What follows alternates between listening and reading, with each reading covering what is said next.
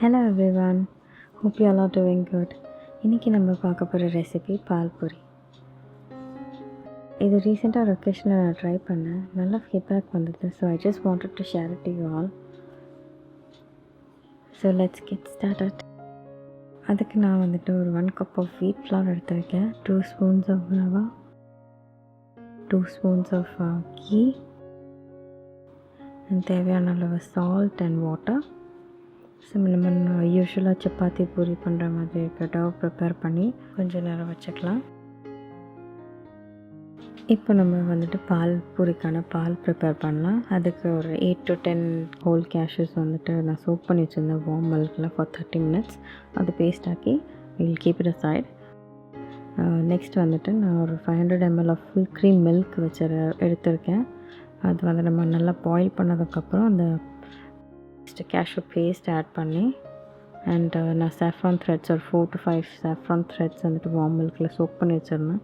அதுவுமே ஆட் பண்ணிவிட்டு தேவையான அளவு சுகர் ஆட் பண்ணி நல்லா மிக்ஸ் பண்ணதுக்கப்புறம் will keep that also side. Next நம்ம பூரிஸ் ப்ரிப்பேர் பண்ணலாம். ஸோ பூரிஸ் நம்ம யூஸ்வலாக பண்ணுற மாதிரி பூரிஸ் ஒரு குட்டி குட்டி பூரிஸை நம்ம ப்ரிப்பேர் பண்ணலாம். இப்போ ரோல் பண்ணி ஃப்ரை பண்ணி எடுத்துக்கலாம்.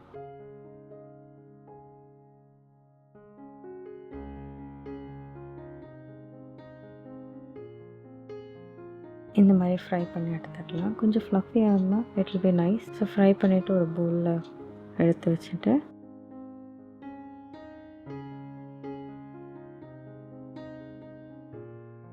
நம்ம இப்போ இந்த ப்ரிப்பேர் பண்ணியிருந்த பாலில் நல்லா இதில் பூரியை நல்லா சோக் பண்ணுற மாதிரி நல்லா போர் பண்ணிக்கோங்க.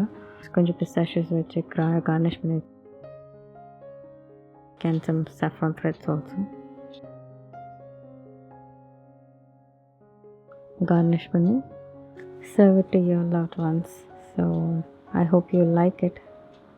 Please share your feedbacks in the comment section and please like, share and subscribe to my channel.